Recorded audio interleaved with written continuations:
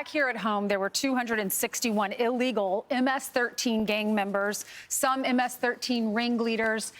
Donald Trump is calling them terrorists because many of them don't have America's best interest in mind, and they're here illegally. So he puts them on planes, he sends them to El Salvador, and in the middle of those flights, a judge says, no, you have to stop, you have to turn these planes around. And then Donald Trump says, well, they're not in American airspace anymore, so it's too little too late. The judge is now giving Donald Trump until noon today to file briefings and to answer these 4 questions. Do you want to read these questions? Yeah, so he has a few questions. He says that he wants to know how many planes departed the United States at any point on Saturday carrying any people being deported solely on the basis of this proclamation. He also wants to know how many people in the category were on each plane, what foreign country or countries did these planes land in, and what time did these planes take off from the United States and from where? Well, and here's the thing. This all came to a head on Saturday night, and it is because late Saturday, just before the flights took off, apparently the ACLU and another group sued the federal government, and they went before the judge, and they started talking about what to do. And the judge issued an order from the bench. It was an oral order. He said, OK, turn those planes around. And now the White House says, well, you know, it didn't take effect essentially until the written order came out. So right now, it's all about the timeline and stuff.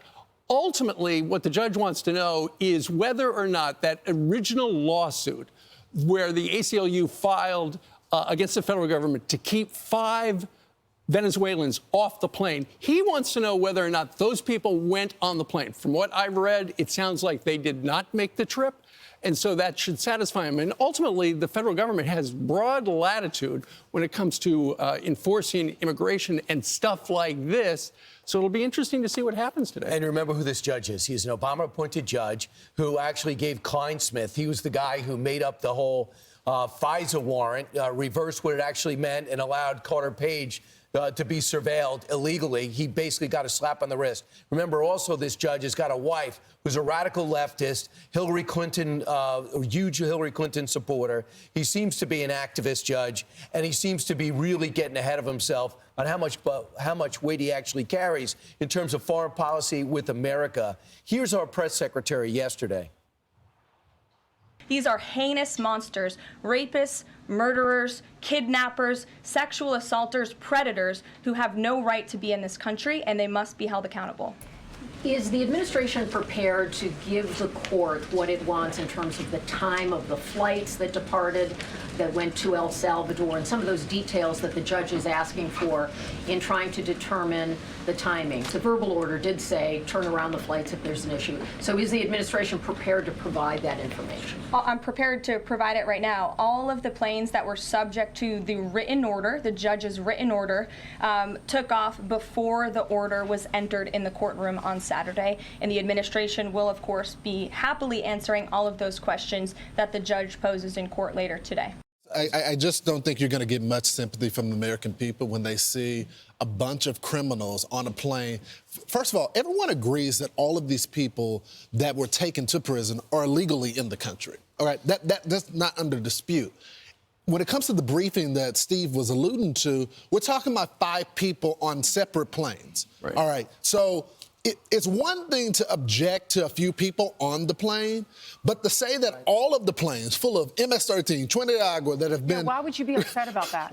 Why would you say bring those people back to the country? It just doesn't make any sense. So let's put it this way. Everybody knows the injunctions filed against this administration is setting all times of records. Yeah. They're doing everything possible to stop the total Trump agenda in a way in which is just stunning today. You talk about 64 injunctions out of the 127 nationwide injunctions. All of it since 1963 has been 127. There's been 64 just against Trump. He's only been in office for 2 months. So this is the way they're trying to stop him. So here's my question. We got to get more of these guys out. We cut a great deal with El Salvador. They know how to lock and hold brutal prisoners, right? We saw that whole system. $6 million, you can't go wrong. So this is a deal that Marco Rubio helped cut. It's awesome. So here's the thing. Would it help if you just give the mini bios and the transgressions of these terrorists, 161 of them, 261 last week. Is that what the judge wants? So if you let the judge Release their know rap sheets? who they are, Yeah. list the rap sheets, now they go, because we have to continue this. I'm not worried. These guys are gone for good.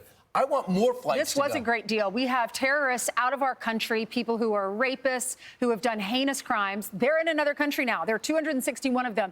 We paid them $6 million approximately, according to Caroline Levitt. It would cost so much more than if we had to house them here. And the judge, now people are calling for his impeachment. Congressman Brandon Gill on X said, I'll be filing articles of impeachment against activist Judge James Borsberg this week. And Elon Musk wrote back, necessary. Well, in fact, the Department of Justice a couple of days ago wrote a letter asking the Court of Appeals above him to replace him because of the way he has handled this case. Ultimately, there are people who say, look, those people, sure, they're terrorists, but they deserve due process. That's their argument.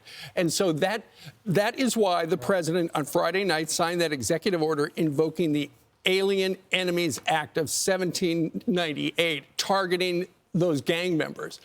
Ultimately, the president referred to it as an invasion, but is it a time of war? War has to be declared by Congress, and that is why this judge is going to have this hearing today. Don't look for a ruling, but ultimately that's what they've got to decide. Tom Homan believes that it's the war on terrorism, and since the president declared them as terrorists, this is what he had to say. What do you say to those who claim you're using a 200-year-old law to circumvent due process? An old law?